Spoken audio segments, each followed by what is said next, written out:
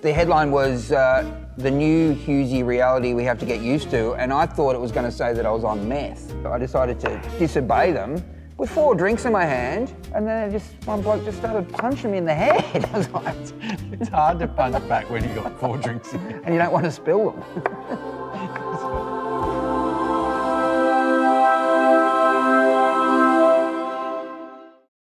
I'm an onion guy. Is that a thing? I don't know. I've just made it a thing. What other types of guy are you?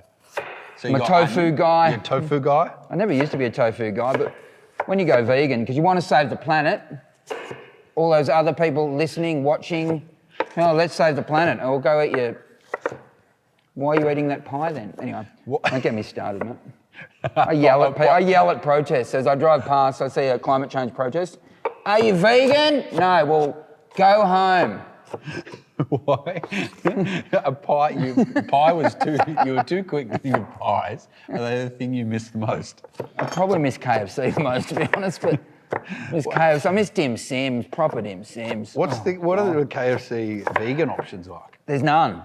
There's very few very few fast food places have any options for vegans. McDonald's they won't refuse to do it. You can't refuse. They refuse, Have mate. you asked? Hungry Jacks, they're the only ones who do it. I spoke to the bloke who owns Hungry Jacks. You know Jack? Do you know Jack? Sorry, I know the story about Jack. Jack's a Canadian guy who likes comedy, in fact. Because Jack wanted... Oh, hang on, maybe the guy I'm talking about is dead. They wanted Jack's to alive. buy the Hungry Jacks and turn it into Burger Kings. And he was the one around the world who said no. Well, yeah, I don't know I don't know how it started, I'm not sure, but Hungry Jack's is 51 years old, I think, in Australia, and anyway. Because everywhere else in the world it's Burger King. You've cut your onion with you leave a core.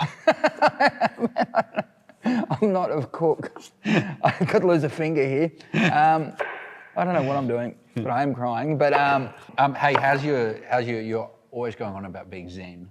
Yes. How is your Zenness going? Every moment is a chance to be Zen. This is a moment right now. No, it's good.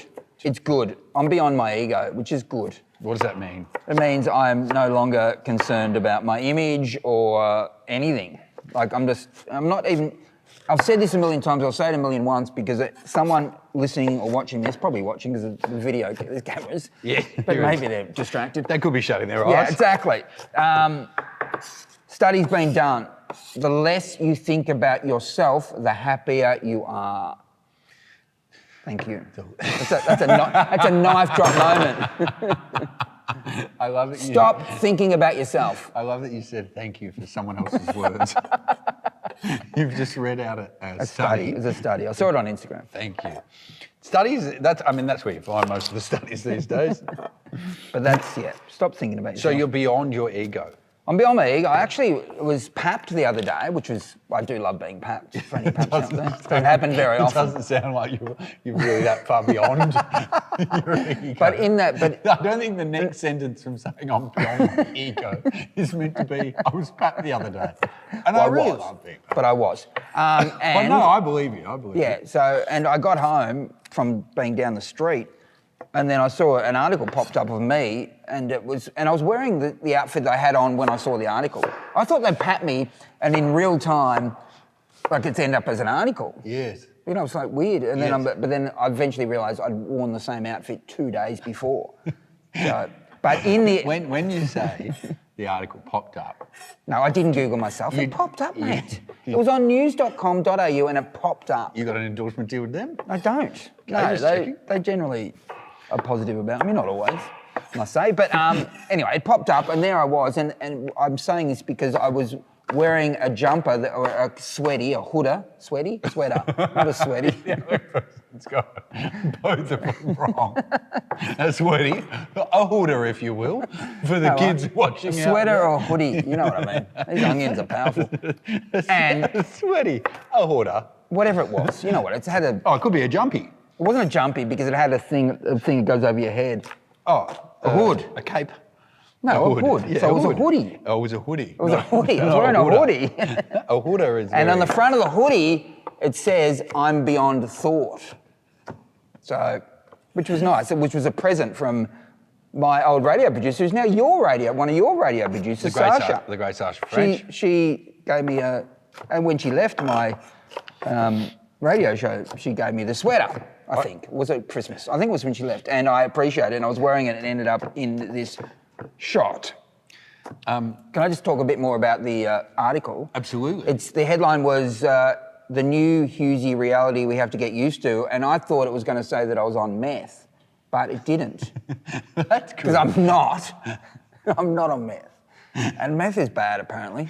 It's bad. I think we're allowed to draw our line in the sand and make the bold statement here. There was an article actually in the paper yesterday, or online again, probably news.com, where a woman at the age of 33, mum of two with a property portfolio, just tried meth at a party after finishing breastfeeding her second child. And it was a bad idea because she got hooked on the meth. Sorry, I don't want to say she's a liar, but who just tries meth? She said she hadn't done her research. This was 10 years ago, where apparently meth wasn't as known 10 years ago how bad meth was. No, I think it probably was. I So think what's she was our in message here? her motherly bubble. But anyway, she lost her property portfolio Yeah, but she's because of the meth. She's had some fun. But she cleaned a lot. Apparently her 9-year-old son would wake up at 2 o'clock in the morning and mum would be vacuuming and he was a bit sus on it. Yeah. So, there you go. So if there's any kids watching, if Yeah. your mum's vacuuming at 9 a.m. No, 2 9 a.m. 2 a.m. 2 a.m. Sorry, 9 a.m. She's 9 probably a.m. not should on be meth. normal, yeah. 2 a.m.'s a bit sus. She's probably actually just cleaning up. But you know what? If you live in a house that's not that tidy, maybe offer mum a little bit of meth to get it done. Just to get it done. You know what I mean? Occasionally. Just a bit, but do We your can research. handle a bit at our house, I'd say. So my wife should... No, I should be on it. Would No, I you? shouldn't. Don't get on it. No, you shouldn't. No, I don't want to be on it. No. You have an addictive personality, is But that anyway, fair back say? to the story Oh, sorry, I was telling sorry. you. You weren't on meth. I wasn't Yeah. on meth. The actual article said that I was now a fashionista and that I was a hipster dad because the same daughter who's behind the camera here was with me the other day. She had a scheduled day off school, she's 13, and we're eating sushi in the, Yes. the town forecourt. And so I was a hipster In the town forecourt. well, whatever, it was in Ackland Street, I St know, Kilda. it's just funny. It's a funny expression. I don't think I've heard at the town forecourt. I don't know if towns have a since there was forecourt. a town crier. We're the town criers. And we're eating sushi, and I said, when the article came out, I said, did you see the pap? And she said she did, but she thought they were photographing the busker that we were listening to, who we gave $5 to, by the way. Did they get that in the pap shot? They didn't get the busker. They got... Did they get you donating? No, because I gave her the money to give to the busker. In hindsight, do you wish you'd done it? That I'd done it. Yeah, so you Yeah, could have I been know, cut because giving money. they actually cut my daughter out of the shop, which I appreciate because it's privacy and that's good, but I would have probably, I preferred her to be in the shot, so I look even better. Do you know what I mean?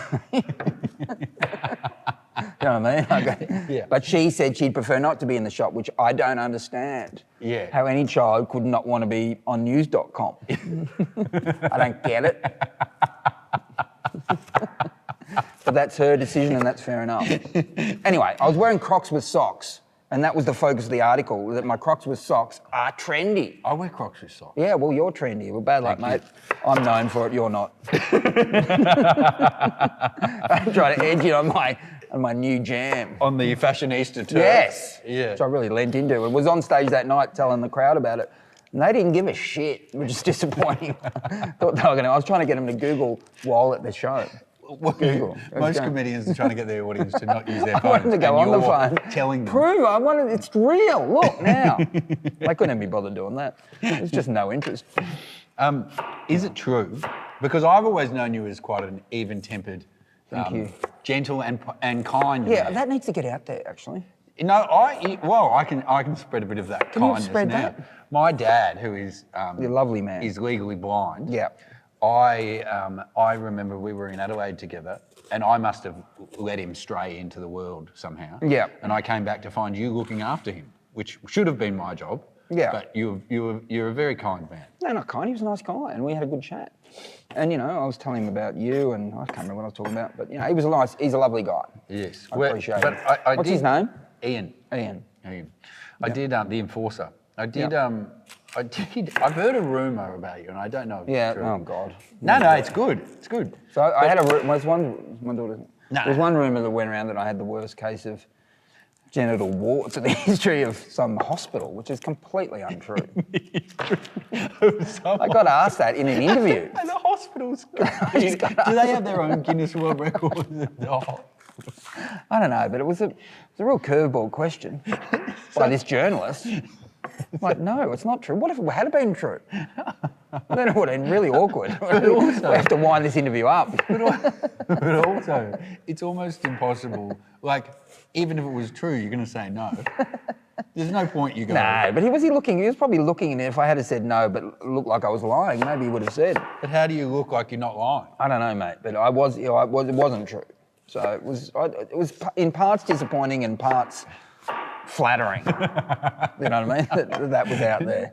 No one else would find that flattering in Yeah, parts. well, mate, as a young man, I wasn't, getting the opportunities to contract any sorts of, of that sort of stuff, if you know what I mean. Oh, so you'd be so stoked to have STDs now just because you were getting action. No action, yeah. So people who do get them, just look on the bright side. It's on. Oh, I'm crying. Absolutely Yeah. fine. Yeah. Hey, has it got you? Oh, I'm crying. Yeah. Did you used to have a bit of a temper back in the day? Is that out there? Not really. Did I? I mean, I can still go off. I've gone off. I have the ability to go nuts, and when I do, look out. The reason I asked is because the rumour I had heard is that you used to, at your radio show, if you'd come in grumpy, you would just hand out cash to the people you worked with to apologise. I've handed out a lot of cash over the years, but and the people who told me this said that in one comedy festival they received $3,000 in cash from you. Really? No, I think that's exaggeration. I think I wouldn't have handed out that much. Because you were coming into Brekkie Radio after doing shows the night before and you were grumpy. No, I mean, I've been grumpy over the years, but I don't think I've handed out that much money. But I used to worry about reviews, and that would help make me grumpy. Yeah. Remember once I came into radio and, anyway, doing the show, whatever. At the time we had a writer, which is rarely do I have had writers, but we had a guy on for a while. His name's Ray. You know Ray Matson? Yeah, I do. You know Ray? He's a great writer and was there at the start of my comedy career back in Perth, back in, 30 years ago. But anyway, Ray came in. He was doing a bit of writing for us. He came in halfway through a radio show and he said, "How about what they said about you in the paper today, Hughesy?" I'm like, "What did they say?" And then it was in the Green Guide. Remember the Green Guide in the Age where that used to be a thing? Yes. Before online trolling. Yes. The only way you'd get trolled It's by the Green Guide. by letters to the editor in the Green Guide. So you think you're doing a great job, and then you open the Green Guide and someone from Echuca's just really slammed you, and it's ruined your day. Anyway, so I'm like, what do they say about me? So it's in the Green Guide, and the Green Guide would come out on Thursdays in the Age. I don't know if it still does. It probably does. But It does. I But know it's that just newspapers it's don't just really one matter. page, and it's not green anymore.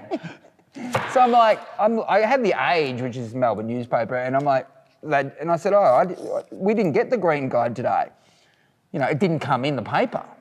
And then I realised that Sasha, your producer, who was my producer, had taken all the Green Guides out of all the Age newspapers because of this article, because of this letter. And I'm like, where's the Green Guide? I need to see the Green Guide. And they got it out of the bin because I demanded, do not hide the truth from me. And it was a fairly nasty letter from someone then you wish basically saying I should die. No, I don't know. And what disappointed me is the editor saying, "Yeah, let's put that one in." Yeah, I know. That's their decision. I know, absolutely. Did they sign off? You know how they often used to sign off those letters like disgruntled from... I feel like it was Echuca, but it might not have been. It's definitely a country town. Mm-hmm. But anyway, so I was very angry that day. And you know what? I got my wife to set up an email account and write a rebuttal under a fake name. To the Green Guide. Because the next week no one else had rebutted it. And I'm like, this is bullshit. How can no one else have been upset by that letter? Except me. And did they print the rebuttal? I think they did, and she was working at the Herald Sun at the time, so she was a bit sus. Don't make me do this. I said, no one will find out. Anyway, her rebuttal was worded carefully. I'd worded it. No, Why- he should why not did- die. He's a quality performer. Why did, if you'd already written it, why even get Holly involved? Because it couldn't come from my email address, mate. No, They're not but going to print couldn't that. you set up a fake email and I send don't know. it? She knew how to do that more than I did, I think. Oh, right. She was helping on the tech side of things. I think so, but also, yeah. I just wanted someone else to do it, so I didn't have to do it. Anyway. Yes, this producer said if they cried at work, you'd just give them $1,000. 1,000's a lot. No, I mean, I'm is that assuming the this same is back in the producer? day of cash jobs. No, this is a different producer. Yeah, right. I don't think the first name starts with A, is it? No? Is it? No. Or D? No, it's a guy. Who did I give I'm making guys. Been a lot of tears over a lot of years, most of them unnecessary, to be honest. Don't know why I got so fired up. But you know what? But you do afternoon radio, which is so much easier, which I know. But I used to do breakfast. I used to do breakfast, but I used You to... get tired. Bro, when you were doing breakfast and the project, and then I would see you at gigs. Oh, yeah, that was horrific. While a lot of comedians would look at that and go, oh, God, that must be exhausting. That was honestly what I aspired to and looked up to. I was like, Hughes is the gold standard. Yeah, of just saying yes to everything. And then I got to do it for a bit because realised it was I filled in horrific. for you on Yeah. the project, and I was doing brekkie at the Yeah, time. yeah. And bro, I just ran out of. I had nothing to talk about because I had no life. No, mate, it was painful. I had 3 kids in that time as well, so we were like, that was crazy. It was unnecessary. But you know what? Because I'm not on drugs generally, apart from some prescribed medication, follow the law. Why am I still looking there? The law. And the law is... It's all those gummies. No, don't. It's not all these gummies, mate. Be responsible. Is that You should never be an ambassador for such things. Definitely not you. But you Me, should- I can, but not you. Why? Why? No one trusts you. But me, on the other hand, very trustworthy. Do you think people trust you? Well, they should. Some of them don't. I'm a good guy. What's the word? Have you ever broken the law heavily? Not heavily. What have I done? I've spent time. Back in my drinking days, I spent some time in jail. But that was nothing too serious. In the drunk tank? Never violent. Got punched a lot. Yeah, I've punched heaps. I've been punched a lot. I know, just for being clever, Just having clever things to say at pubs. What was Just trying to add to the atmosphere of the nights. Remember once I was at a pub and must have been being clever with my friends, and another football club was on the other side of the pub. I wish I'd thought to describe it as being clever. But when your wit is too much and they have to use their fists. And so I had to walk past this other football club and it was known as their pub. Yeah. So my football club wasn't our pub, but we were there. I don't know why we were there. And there wasn't enough of us. Probably there. to be clever. Yeah, it wasn't enough of us there. So there was heaps of them there. And so I had like 4 drinks in my hand, trying to get back to my friends. And I went to walk past these other guys and they said, nah. I said, what? And they said, go the other way. I said, well, there's a clear path. This is not a free country. And they said, go the other way. I said, no, I'm going to go this way. It's ridiculous. I'm not doing anything wrong. And so I decided to disobey them with 4 drinks in my hand. And then one bloke just started punching me in the head. I was like, It's hard to punch back when you got 4 drinks in you. and you don't want to spill them. So are you, just from my own visual picture of the Yeah, story, I'm like so this. are you getting punched? I'm getting punched trying to hold my drinks up, thinking this isn't fair. And guess who got kicked out of the pub? Oh, did you get Me. kicked out of the pub? For bleeding too much. Just disappointing. That wasn't fair. There's nothing fair about that situation. I remember once when I was being particularly clever. Yeah. And it was at a comedy festival after party, and I'd had a few too many, and I decided it was funny I know it's not funny, to throw one of the plants at Dave Thornton. Yeah. And so I threw the plant, and then the security came as he was picking the plant up. And got him And kicked he him. got kicked out. And That's a win for you. and he said to the security guard, ask him. And the security guard asked me, and I said he just tried to throw that at me. He thought it was clever. You did it. I mean, that is clever from you. Thank you. Your show ended recently. It did, yes. Your breakfast show Yes, in Sydney, absolutely. Yeah, great show. Yeah, it's a great show, absolutely. And now you get to sleep in. Is it the best news ever? Are you beyond ego? I mean, anytime, something doesn't go exactly how you like, your ego has to, being beyond ego has helped in this situation. There's no doubt about it. So, and I am enjoying the sleep. I'm enjoying sleep. I'm enjoying not having to set the alarm, but I still have children to deal with. So, and people say, oh, you got to spend more time with your family, and I've said that as well. That's a lie. No, I do. No, it was hard for me because I was in Melbourne, as you know, and the show was in Sydney. So Yes. a lot of it was down the line, sort of pretending to be in Sydney, which was not easy.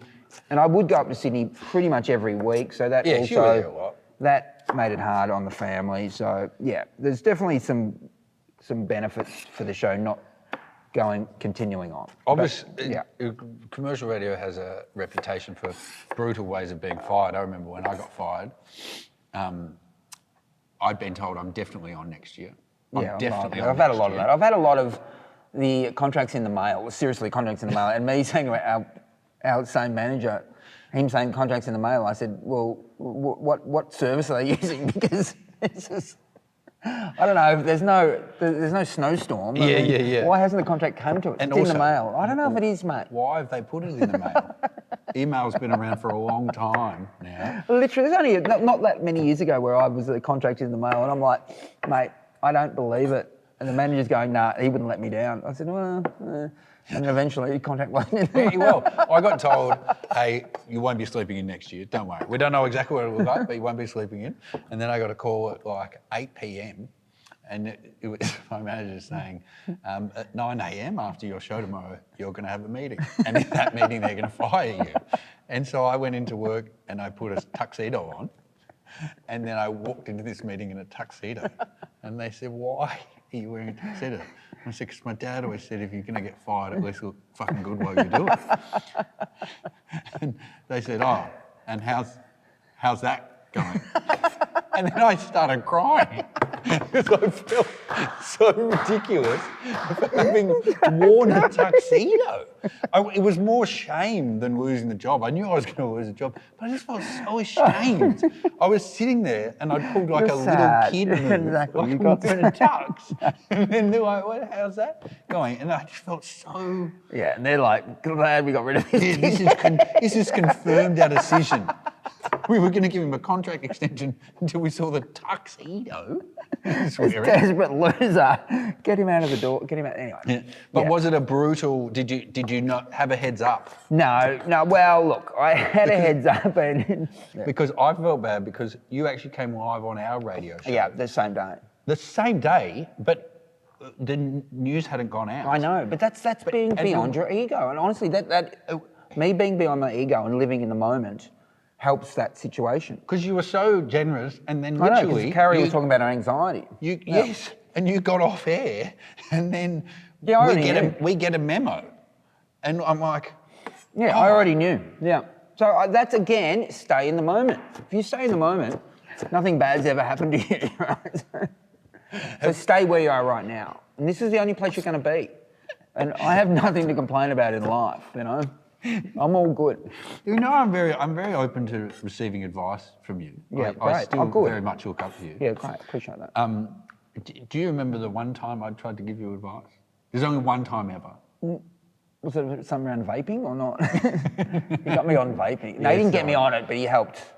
I helped push it along. I remember your advice saying, try the cola vape, which I did immediately and loved. But I've given up vaping. That's a great effort, isn't it? It's wonderful. God, seriously. Anyone who's been hooked on nicotine knows how hard it is to stop. Yes. And I have stopped. Yes. But weren't you getting paid for an anti-vaping campaign or something? No. I wasn't? No. And only one of us had given up? No. That annoyed me.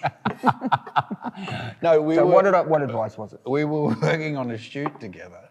What was it? And I said to you it was for a car car sales. Oh, yeah, right. Well, I was driving. You were driving, and you said I was the worst driver ever. You were the worst driver I've ever been in a car with. That is not a word of a lie. Sound like my ex-girlfriend who used to say that to me. My ex-girlfriend used to say, "Don't bang a knife for you." She used to say, "You're the worst driver ever." I said, "No, I'm not." And then I got on the Celebrity Grand Prix back in the day where I was very not a celebrity. I was like, and I came third last. And I, Katrina Roundtree beat me, and she had a crash midway. Like she almost totaled her car. Totaled her car. From Getaway, Katrina Roundtree. Of course. But was able to somehow get back on and still beat me home. That's terrible. Anyway, what did you say in this? I must have been sales feeling particularly cocky at the point. I remember saying to you, I was standing on the road and I said to you, through your window, you look tired, and I said, "Hughes, you've just got to say yes, less." Yeah, right. And you looked me up and down because outside the car, I had on an inflatable rubber ducky tube and floaties because I was the car sales guy at the time. And you looked me up and down and said, "I don't think I should be hearing those words from you." Do you have any times where work has gone disastrously for you? Work has gone disastrous. Yeah. Do you have any? Yeah. Sorry, I'll take it personal. I just didn't want to delve too much into your personal life. But have you had a work event or anything that's been an absolute? Well, when you're starting out as a comedian, it's hard to make money, and look, you want to do anything that supplements the dole, basically. Yes. And I used to do bus tours where they would run a Saturday night. It's a nightclub tour. It was advertised as you got a comedian who'll take you in and out of nightclubs, and help you out. Like it will be funny, and then you go to 4 or 5 nightclubs, and you drive. And it was like going to war, because you would go to you'd have to drive and meet the bus out somewhere, generally out of suburban. Yes. And so you'd hope it was in a suburban. If say it was Fitzroy, well then you've only got 10 minutes on the bus before you hit the nightclubs. But it was never Fitzroy. It was always Cranbourne or Diamond Creek or Frankston, Werribee. Yep. And it's a long time on the bus. You're not known, and you're not a known comedian, and you're doing jokes, you've got to try to do jokes because you've advertised. You're a comedian, and so. And it'd be called like the Funny Bus or something. It was called Laughter. I don't know what it was called, but it was anyway. Something like that. Yes, and so I remember they were the worst. Surviving them was like you'd survived hell. So it was actually the feeling of relief at the end of the night, if you haven't been bashed, was great. So. And I remember one night we had, generally they were at hens parties, which the chicks could be so mean. Savage. So mean. Like you're getting them into nightclubs and then someone would go, and you're at the front and they'd just say to the bouncer, "This guy thinks he's a comedian. He's not." I'm like, why would you have to say that to the bouncer? Just terrible. Like, that's nasty. Yeah. And so, one night we had, I remember. And then you've got to do 4 more nightclubs? Yes. And also, you've got to get them out of the nightclubs, and some of them would be talking to blokes in the nightclubs, and the blokes think they're a chance. And then I rock up, "Got to go, ladies." And the blokes just want to bash me. They're like, "Who's this asshole?" I'm like, I'm trying to keep the bus on the timetable. I'm from the Funny Bus. Remember one night there mustn't have been able to book enough women for the hens party, so they put a hens party and a bucks party on the same bus. Oh my God. And they didn't know each other. It was an absolute nightmare. And you're doing comedy. I'm trying to do comedy, and there's 2 groups, and they're fighting. There's tension, and then it ended up being a fight, not between the hens and the bucks, but between the buck. So the buck on one section, he had a fight with his own father. So, so the buck and the father are fighting outside a nightclub, and I'm like, I had to get involved. So I had to try to I got between them. And one of them just punched me in the face. I can't remember if it was the father or the son, but then I'm bleeding, thinking, what am I fucking paid enough for this? Then the buck started crying, and I ruined everyone's night. And I'm thinking, you absolutely have. Why'd you start a fight with your father? You have. It's not one of those things where people are going to jump in and go, "No, it's okay." And I just took it. It's like, yes, you really are. Yeah, that was a tough one. And were the hens on there just watching this? Yeah, some of them were, but yeah. And then we all got to go back on the bus. And I've got to continue to do jokes after being punched in the face. I had another guy, it wasn't my story, but he was a little bloke who was quite handsome, but he was a comedian. But he And he said that on a bus once that he was flirting with one of the women on the bus, and sometimes they're 18th or 21st as well, so mixed groups. Yeah. I think it might have been a 21st, and he was flirting with one of the girls on the bus on the way back to somewhere, maybe Geelong or somewhere. And the blokes didn't like him flirting with their... Yes. And so apparently a group of blokes on the bus, so he's a comedian on the bus, a little guy, maybe weighed 65 kilos, maybe less, 60 kilos. They got him down, and he said they squeezed his testicles so hard that he said he almost passed out. And so at the end of the night, they left him on the bus in the fetal position. Thanks for a good night. So they held him down and squeezed his testicles. Squeezed his testicles so hard because he was talking to one of the girls. And he was not a threat, this guy. He was a little bloke. There was no need for it. They could have just said, just don't do that, mate. But she's got a boyfriend. But also, don't you think that would have been a surprise? Don't you think that as a group of boys, it would have been like, hold him down. Yeah. And then if your mates are squeezing nuts, you'd all be like, I didn't know that's what we were going to do to him. But whether they had planned it or whether it was an improv move, I don't know. Maybe it's what they do. I don't know, maybe what they do, but he did not deserve that. How long did they squeeze? I don't know, mate, but it was traumatic listening to the story, and he was traumatised. He probably still is. Hey, Hughes, thanks for cutting onions. No worries, mate. I loved it. It's a lot of... I'm seriously going to take these home. Of course you can. Probably not all of them, but I'll take my lot home. I can take yours as well, but... Mine are cut better than yours. Yeah, that's true. Anyway, you can have I'll have a non-sausage in bread with some onions. Are you just going to have onions in bread? With a non-sausage, which is a sausage. Sorry. I thought you were just being fancy and saying no, I'm not going to have sausage. an onion. No. With sauce. It's all about tomato sauce. It's all about tomato sauce.